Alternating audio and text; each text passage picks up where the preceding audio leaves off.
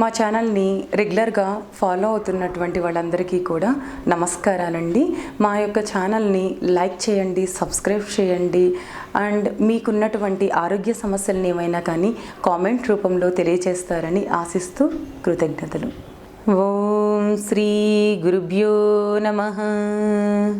హరి ఓం. దివ్య సంజీవిని ప్రేక్షకులకి స్వాగతం. ఈరోజు మనం తెలుసుకోబోతున్నటువంటి ఆసన ఉత్తానుపాదాసన. ఈ ఉత్తానుపాదాసన అంటే మనం మన శరీరాన్ని తీవ్రంగా ముందుకు వంచి మన యొక్క పాదాలని తాకుతాం కాబట్టి దీనికి ఉత్తాన పాదాసన అనేటువంటి పేరు వచ్చింది. ఉత్తాన అంటే తీవ్రమైన, పాదాసన అంటే పాదాలని పట్టుకుంటాం కాబట్టి పాదాసన, ఉత్తాను పాదాసన. దీన్ని పాదహస్తాసన అని కూడా అంటాం.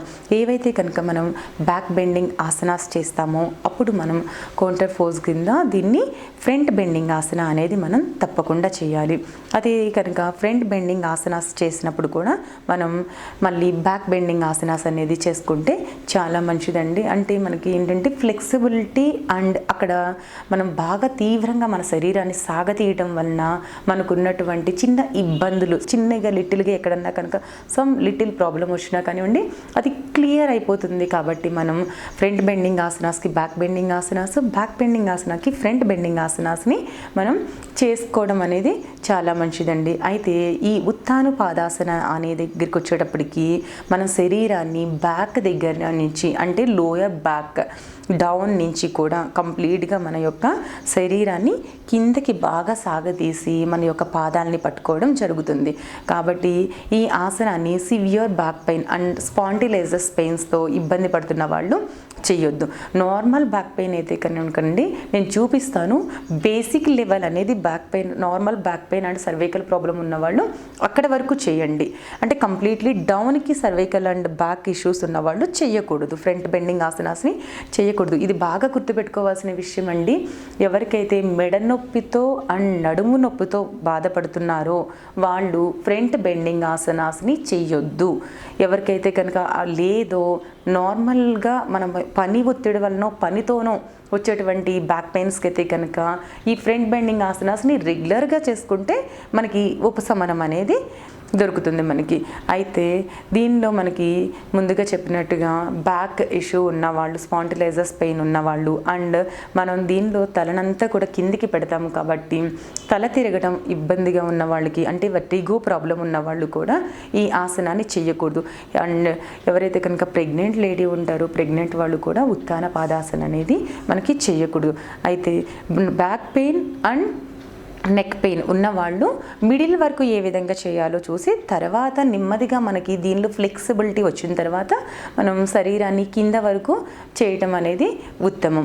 అదేవిధంగా ఈ ఆసనాన్ని మనం రెగ్యులర్గా ప్రాక్టీస్ చేయడం వలన ఎవరైతే ఎసిడిటీ ప్రాబ్లం అండ్ ఇండైజెషన్ ప్రాబ్లంతో ఇబ్బంది పడుతున్నారో వాళ్ళకి ఇది చాలా మంచి ఆసనగా మనం చెప్పవచ్చు. అంటే దీనిలో డైజెషన్ అనేది బాగా జరగటం and digestion system and abdominal ఉన్నటువంటి ఆర్గాన్స్ అన్నీ కూడా దీనిలో బాగా మనం మూవ్ చేయడం అనేది జరగటం వలన మనకి డైజెషన్ అనేది బాగా జరగడం జరుగుతుందండి. మెయిన్లీ దీనిలో మనకి digestion and acidity problem and constipation problem ఉన్న వాళ్ళకి, పీరియడ్ ప్రాబ్లమ్స్ ఉన్న వాళ్ళకి కానివ్వండి, వెయిట్ లాస్, ఒబేసిటీ ఎవరికైతే ఉంటుందో ఒబేసిటీ తగ్గాలి అనుకున్న వాళ్ళకి ఈ ఆసన అనేది చాలా మంచి ఆసన అండి. అయితే ఈ ఆసన ఏ విధంగా చేయాలో ముందుగా మనం తెలుసుకుందాం. ముందుగా ఈ ఆసనాలో మనం తాడాసనలో నుంచోవాలండి. తాడాసనలో నుంచున్నప్పుడు మనం మన యొక్క ఫీట్ రెండు పాదాలని కూడా కలిపి పెట్టేసేయాల్సి ఉంటుంది. అండ్ రెండు నీస్ పార్ట్లో రెండు నీస్ కూడా జాయింట్ చేసి ఉండాల్సి ఉంటుందండి. అండ్ ఇక్కడ మన యొక్క థైస్ దగ్గర వచ్చేసేటప్పటికి టైట్నెస్ ఇస్తూ అండ్ నీ పార్ట్ని లిటిల్లీ టైట్ చేసి అప్కి పుల్ చేయాల్సి ఉంటుంది. ఈ బటాక్స్ టూ కూడా ఇలా బ్యాక్కి వదిలేసేయకోకుండా లిటిల్గా మన సైడ్కి ఈ విధంగా లిటిల్ పుల్ చేయాల్సి ఉంటుంది. ఈ విధంగా స్ట్రైట్గా నుంచోవడానికి ట్రై చేయాలి. అండ్ మన యొక్క షోల్డర్స్ని లిటిల్ ఇలా పైకి తీసుకుంటూ లిటిల్ ఈ విధంగా మనం బ్యాక్కి పెట్టేసేయాలి. This is the third asan. ఈ థర్డ్ ఆసన్ పొజిషన్లో మనం ఇలా కొంచెం నుంచుని నార్మల్ బ్రీతింగ్తో బ్రీత్ అవుట్ చేస్తూ ఒక 2-3 times. Then slowly breathe inhale. Both hands కూడా ఇలా రెండు చేతుల్ని కూడా పైకి ఈ జబ్బలు రెండు కూడా చెవుల్ని తగిలే విధంగా మనకి పైకి తీసుకోవాల్సి ఉంటుంది. సేమ్ ఇదే పొజిషన్లో మన శరీరం అంతా కూడా, నేను ఇప్పుడు పొట్ట దగ్గర నుంచి పొట్ట కండరాలన్నింటినీ కూడా పైకి బాగా స్ట్రెచ్ చేస్తున్నాను. సేమ్ ఇదే విధంగా ఉంచి శ్వాసని నెమ్మదిగా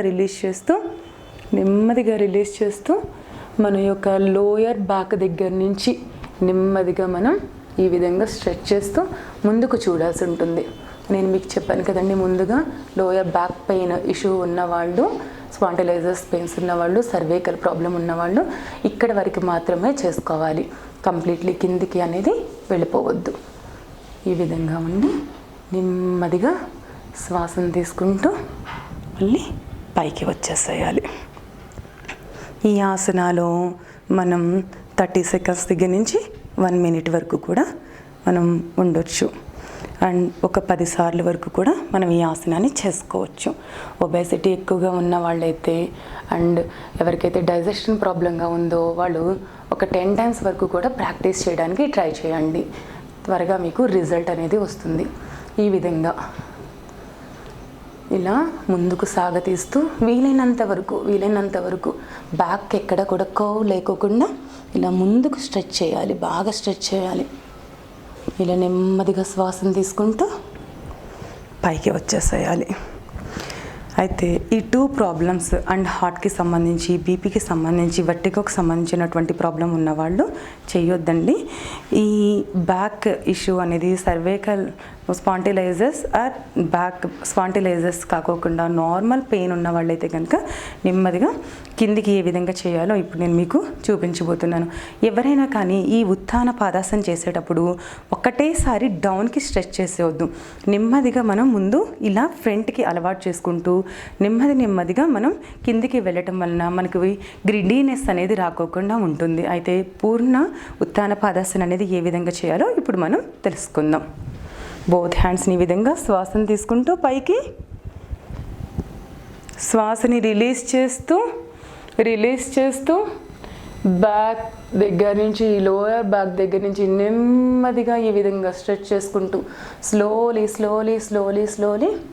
డౌన్కి చేసేసుకుని ఈ విధంగా బోత్ హ్యాండ్స్ని ఫ్లోర్ పైన పెట్టేసేయాలి. ఈ విధంగా అరిచేతులు 2 కూడా ఇలా కిందకి పెట్టుకోవాల్సి ఉంటుంది.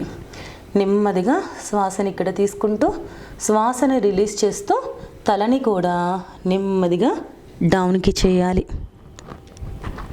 ఈ విధంగా ఇబ్బందిగా లేదు అనుకున్న తర్వాత నెమ్మదిగా మన యొక్క 2 అరిచేతుల్ని కూడా మన యొక్క పాదాల పక్కగా ఈ విధంగా ఉంచుకోవాలి. ఉంచుకుని శ్వాసను తీసుకుంటూ శ్వాసను రిలీజ్ చేస్తూ డౌన్కి, వీలైనంత వరకు మనం డౌన్కి మన హెడ్ని డ్రాప్ చేయాలి.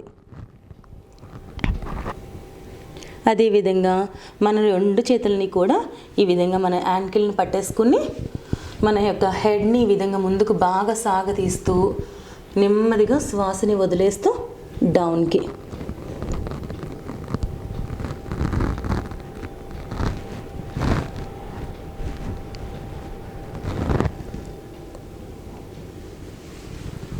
అయితే ఈ విధంగా కింద ఎవరికైతే కనుక 2 అరిచేతుల్ని పెట్టడానికి అవ్వట్లేదు, ఇబ్బందిగా ఉంది అనుకున్న వాళ్ళు కింద వరకు రీచ్ కాలేనప్పుడు మనం ఎక్కడి వరకు వస్తే అక్కడి వరకు, ఇక్కడ వరకే మన బాడీ బెండ్ అవుతుంది, ఇక్కడ వరకే బెండ్ చేయండి.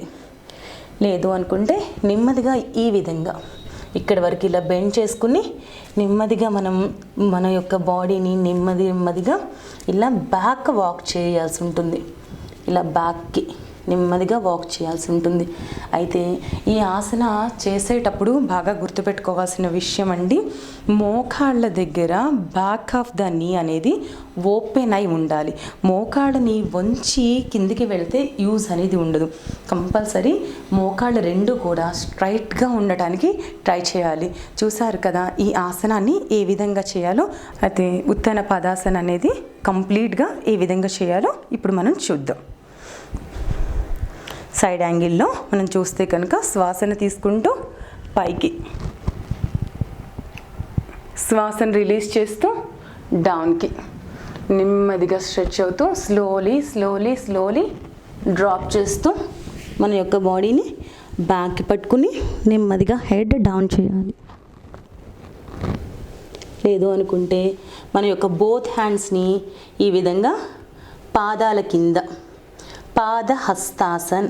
పాదహస్తాసన్లో హస్తాలని రెండు కూడా మన యొక్క పాదాల కింద పెట్టేసి నెమ్మదిగా వీలైనంత వరకు మనం హెడ్ అనేది డౌన్ చేయాల్సి ఉంటుంది. ఇలా శ్వాసను తీసుకుంటూ నెమ్మదిగా శ్వాసను రిలీజ్ చేస్తూ మళ్ళీ డౌన్కి, మళ్ళీ శ్వాసను తీసుకుంటూ ఈ విధంగా స్లోగా పైకి వచ్చేసేయాలి. Release and come down. చూసారు కదండి ఉత్తాన పాదాసన అనేది ఏ విధంగా చేయాలో. అయితే ఉత్తాన పాదాసన అనేది ఫ్రంట్ బెండింగ్ ఆసన కాబట్టి ఇది చేసిన తర్వాత మనకి అర్ధ చక్రాసన అనేది చేసుకుంటే చాలా మంచి యూజ్ ఉంటుందండి. అంటే దీనికి యొక్క కాంప్లిమెంటరీ ఆసన వచ్చేటప్పటికి అర్ధ చక్రాసన అనేది ఆల్రెడీ నేను ముందు ఎపిసోడ్లో చేశాను.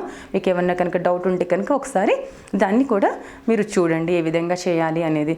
అయితే ఉత్తాన పాదాసన వలన ఇంకా మోర్ యూజెస్ అంటే అధిక ప్రయోజనాలు ఏంటి అంటే కనుక దీనిలో మనం వెన్నెముకని బాగా సాగతీయడం వలన బ్యాక్ దగ్గర మనకి స్పైన్ దగ్గర మంచి ఫ్లెక్సిబిలిటీ అనేది రావడం అనేది జరుగుతుంది.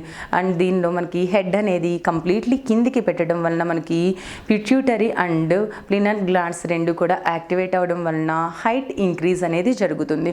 కిడ్స్లో అయితే కనుక ఫాస్ట్గా హైట్ అనేది ఇంక్రీజ్ అవ్వడం జరుగుతుంది. అదే కనుక సర్టెన్ ఏజ్ వచ్చిన తర్వాత మేము హైట్ పెరుగుతామా అంటే మన యొక్క శరీరాన్ని మనం ఇందక్కడ ముందుగా ఈ ఆసనాలు చూపించినట్టుగా తాడాసనంలో స్ట్రైట్గా అనేది నిలబడ్డం. బట్ మనం ఎప్పుడైనా కానీ స్ట్రైట్గా అనేది నుంచోవడం, మన శరీరాన్ని వంపేసి నిలబడడం అనేది చేస్తాము. కానీ ఎప్పుడైతే కనుక మనం ఇలాంటి ఆసనాస్ని రెగ్యులర్గా ప్రాక్టీస్ చేస్తూ ఉంటామో మన శరీరంని స్ట్రైట్గా పెట్టి నిలబడటానికి మనకి అవకాశం ఉంటుంది. దీన్ని హిడెన్ హైట్ అనేసి కూడా అంటాం. ఆ దాగి ఉన్నటువంటి హైట్ని మనం ఇప్పుడు ఆ నర్వ్స్ అన్నిటిని మజిల్స్ అన్నిటిని కూడా బాగా దీనిలో స్ట్రెచ్ చేసి చక్కగా మన యొక్క బాడీ షేప్ నీట్గా ఉండటానికి అండ్ వంగిపోయి ఉండకోకుండా స్ట్రైట్గా ఉండటానికి కూడా అవకాశం అనేది ఇలాంటి ఆసనాల్లో మనకి మంచి యూజ్ అనేది ఉంటుందండి. అయితే ఇంత మంచి గొప్ప ఆసనాస్ని మీరందరూ కూడా రెగ్యులర్గా ప్రాక్టీస్ చేస్తూ ఈ ఆసనాలో ఉన్నటువంటి బెనిఫిట్స్ మీరు కూడా పొందుతారని ఆశిస్తూ కృతజ్ఞతలు.